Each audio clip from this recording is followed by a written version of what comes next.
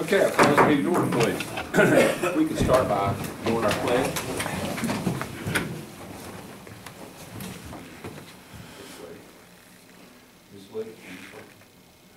I pledge allegiance to the flag of the United States of America and to the republic for which it stands, one nation, under God, indivisible, with liberty and justice for all.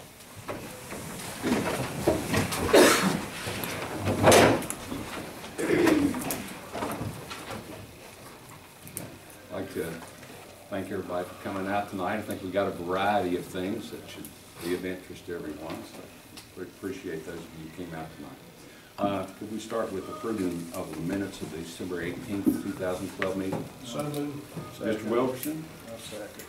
and Mr. McAllister. Is that all yes vote? Yes. Okay, first we have three people who have signed in to speak to the board this evening, and we'll begin with Wendy Beaver. Thank you for allowing me to speak. I came because of the graduation. I know that there are some things going around when we're talking about moving it back to the field.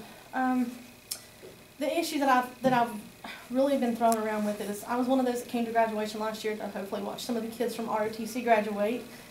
And being part of the fire departments in the area, I ended up working the whole graduation. It wasn't fun. It was too hot. There wasn't enough parking. I mean, people were lined up trying to get into the field. I know we closed the gates at one time. There wasn't enough seating. Before it all started, I didn't even have a place to sit. There was a lot of people standing up, and you couldn't see. I know that they said that they had some tents. I don't know how that would work. Because if you're still going to have to use the bleachers, if you put tents on the field, you're not going to be able to see through the tents to see the graduation. So my concern is if we have it at the field again, number one, are we going to have the room for it again? Because like I said, I didn't see that we had the room for it last year. Not enough seating, not enough parking. If we can work the parking out, that's possible. That would be using possibly a shuttle so they could park at the high school and maybe leave the field as handicap and graduate parking only. But then again, you need to come to the seating. If you want to do with the seating again, maybe you can flip it around and put the stage toward the concession stand. That would allow you to use both sides of the fields for seating. The other concern is don't think they understand that if it rains, then it goes back to the high school. And if it goes back to the high school, you're not going to get anybody in to see it. The most they're going to get is maybe one or two people to get to see them graduate. And I know that was an issue in the past. So just hoping that if we do have it, that it is thought through properly, that you talk to, especially all your first responders that worked that ended up having to go and do a lot of things, to get their input. The other thing would be if you're going to have it at the field, make sure you utilize both gates also. You know you have two entrances or two exits that you could use. Last year we only used the one, and I think that caused a major delay. You had tons of people trying to get into this one field through one exit, coming from Hart's Way and coming from the Allen Creek Way. If you utilize the field, if you're going to use it, use both entrances. The upper entrance could be for the ones coming from Allen Creek, have parking going towards the back. The ones coming from the parks could go through the main entrance, parking on this way from the football field side and the baseball field side. So, like I said, I just wanted to express some concern with it, make sure that we really look at the whole picture if we're going to do it there, and not just make a rash decision to make the kids happy. I love to have it at Lincoln County. Sorry about that. Go ahead, I'm sorry. You're fine. I'll pay it later. My son's graduating this year, and I know that he would love to have it here too, but I know the logistics of it, being there and basically working it last year. So, like I said, just if we really think it through, but I think for us, Big Sandy or Charleston would be a better decision-wise. Anybody that wants to come would be able to come. You wouldn't have to worry about changing it if you have a rain delay. That's always fun. So I think that's it. But I appreciate it. Okay, well, we understand your comments and we'll take that into consideration. Well, I appreciate it. There's two sides to all issues. There is. Like I said, with me being on the other end of it last year and working the whole thing, and there was just a lot of people, you know, we didn't have water. ROTC sold water, thank goodness. And there at the end, they were just handing out water. I mean, it was crazy. People that weren't passing out, we still had a lot of people that were very very ill from the heat. So we just need to really make sure that we look at the whole picture before we make a big decision on this. So, thank you. Thank you very much.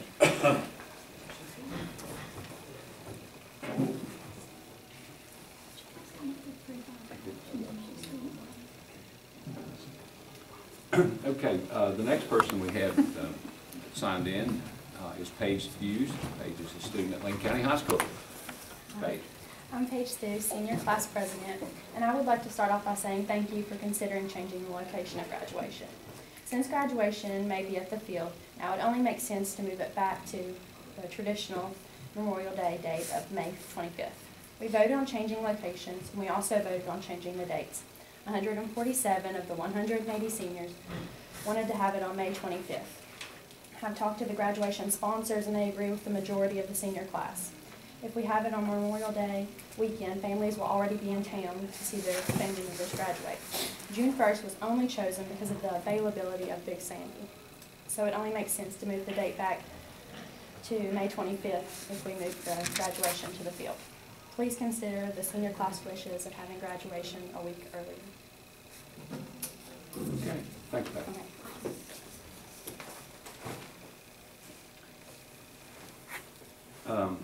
We will, that's on our agenda, and when we get to that, there may be some discussion on the board at that time on the graduation issue.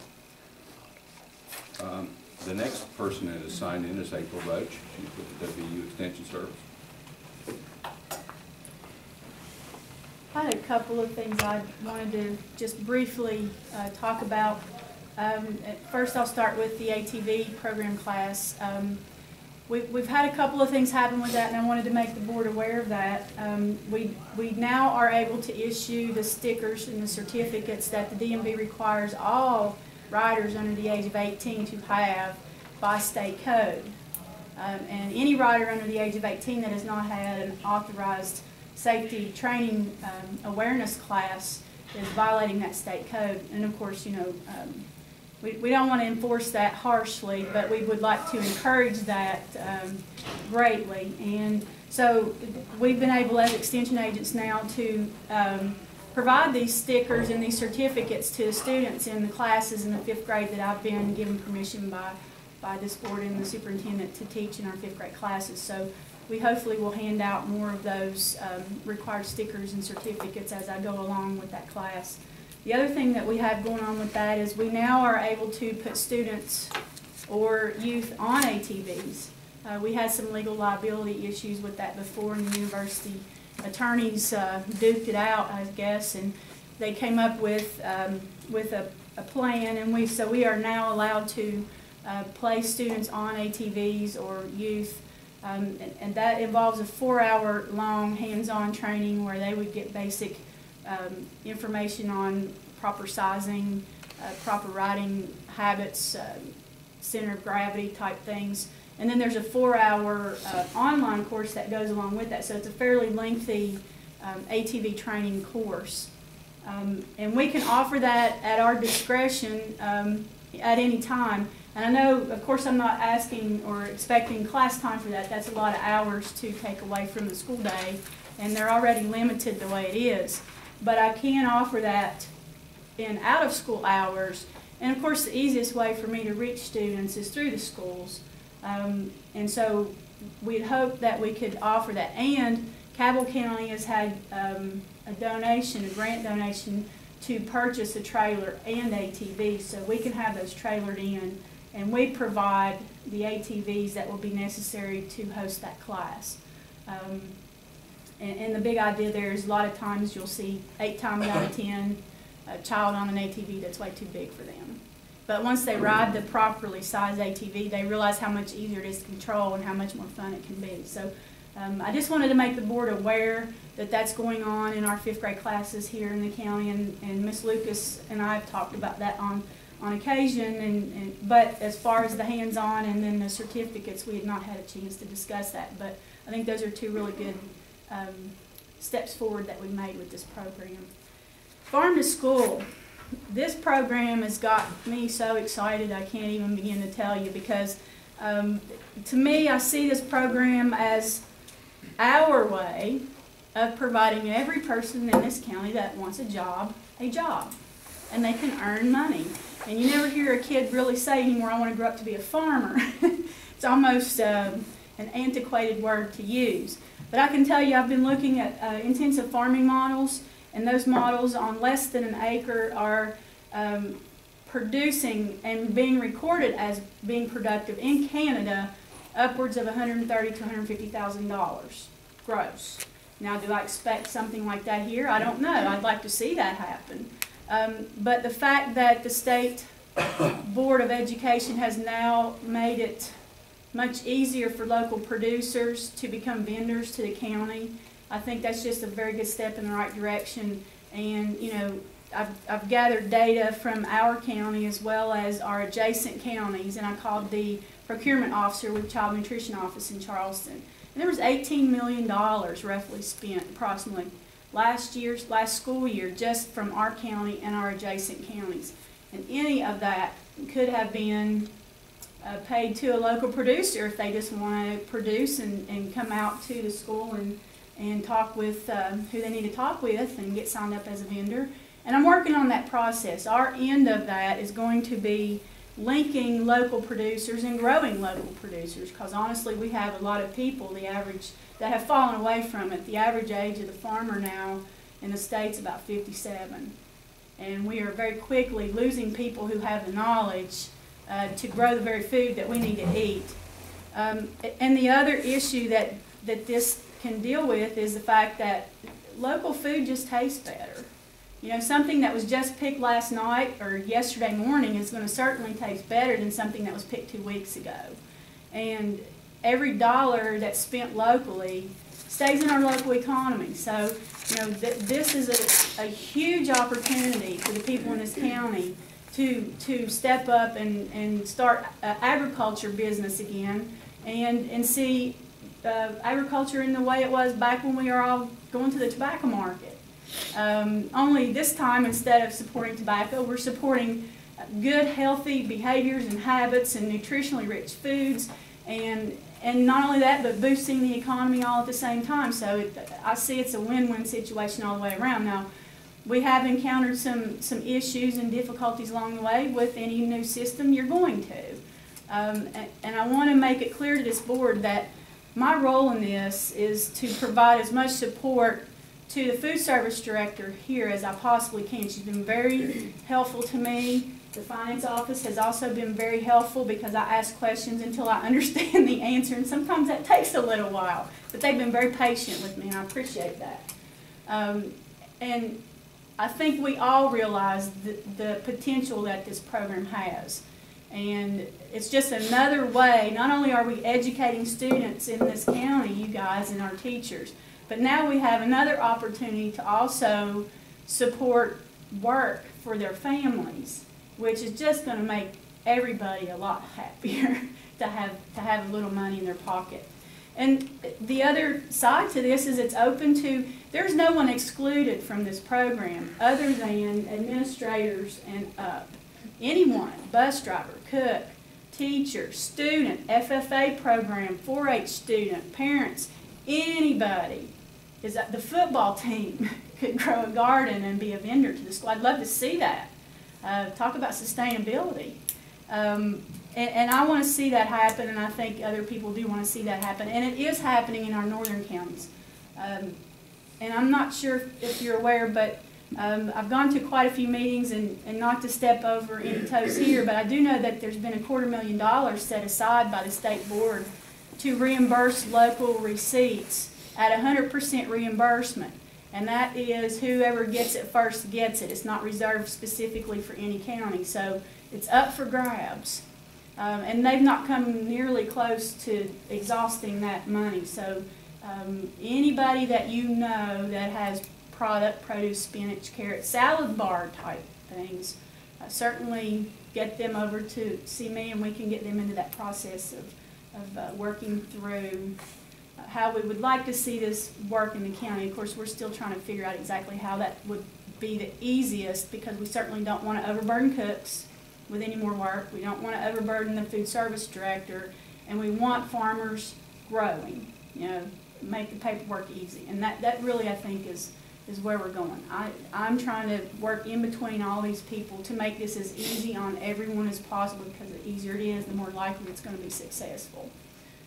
You know, success is overcoming obstacles and solving problems. That's where you see success. So, and I really think this is going to be a great program. Ronnie Walbrown's the agent in Mason, and they fed every student in Mason County in one day local food, and it was hamburgers. And they used 2,250 pounds of potatoes that day, and you average 80 days out of the year you serve potatoes. Those were paid out at 50 cents a pound. That's some significant income for somebody. And you got local potatoes, and you paid the same price that you would have paid U.S. food. All the better. And so it was just, and the kids actually came back. They had a lot of feedback from the students telling them how much better it tasted. They just thought the meal tasted very good. And to get that kind of, students are honest. If they don't like it, they'll tell you. And I don't see that would be any different here. We take care of our students very well, and I'm happy to say that we take a lot more time and spend more money than most of the counties around us on our students' food. And a lot of people don't know that, but we take a lot of time here to make sure that we're buying quality things for our students. And sometimes I don't think people know that. But we exceed all the other neighboring counties, even though they have a larger budget. So I appreciate that. And if there's any question about this program, I want to make sure that you all know that I'm available to answer questions if you have any questions about the ag side of it or extension services role and what we'd like to see happen. And also, I'd encourage all of you to go home and start a garden.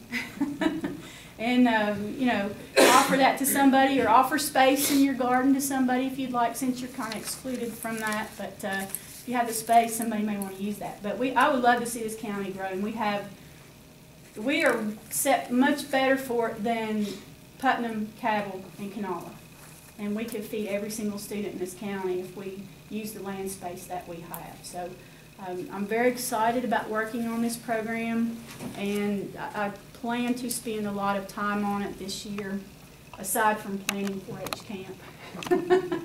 So again, if anybody's interested, please just call me and let me know, or if you hear of anyone, send them my way. Thank you. Hey, Yes, sir. please tell me, what are they growing on 1 acre in Canada to make that kind of money? Because I'm interested. Spinach, rainbow carrots, and their growing season is much shorter. But what we're working on is, I'm working on farming models. Number one, that are intensive, rotational models, where you're taking a traditional garden and you're condensing that into 1/5 of the space. Number one, because I don't want to work that much space if I don't have to. And number two, people in the county just don't have the funds to buy the fencing to keep the deer out. And that's always an issue. So I have to solve that problem first. I'm really well aware of that. Absolutely. I have more than my fair share out my way too. But it goes down to season extension with high tunnels. I'd like to throw a challenge out to the schools to see if we could get some of the junior highs building greenhouses out of plastic water bottles. I think we can get some nice little greenhouses built out of plastic water bottles. And that'd be just nice, because I know we could get plenty of those for free. But season extension, growing on the front end of the season and the back end of the season. Spinach can grow with snow on it. Sure. And if you put a high tunnel up and then put row cover over, you're saving another 6-7 degrees inside that. So there are a lot of cold crops, snow peas, especially the green leafy lettuces, which are just, the food service director loves that stuff. Anything with a very dark color is very nutritionally rich. And a lot of that can be grown either through season extension and then also through an intensive cropping model. I'm buying some of the equipment needed to do these intensive farming practices, so that anyone who wanted to sign up for this program could come and borrow that equipment. Again, equipment can be expensive. These models don't require a tractor. The biggest piece of equipment that might be needed for it would be a tiller. We have one of those too. So, I'm trying to make this as easy for producers or potential producers as we possibly can make it, because you know, initiating this is, sometimes it's that first garden that's hard, and we have a lot of people that may not have any experience at all. I don't care, send them to me. I can teach other people too. I want everybody to think that they could have a part in this, whether they have farming experience or not. You got flower beds, we can grow in your flower beds.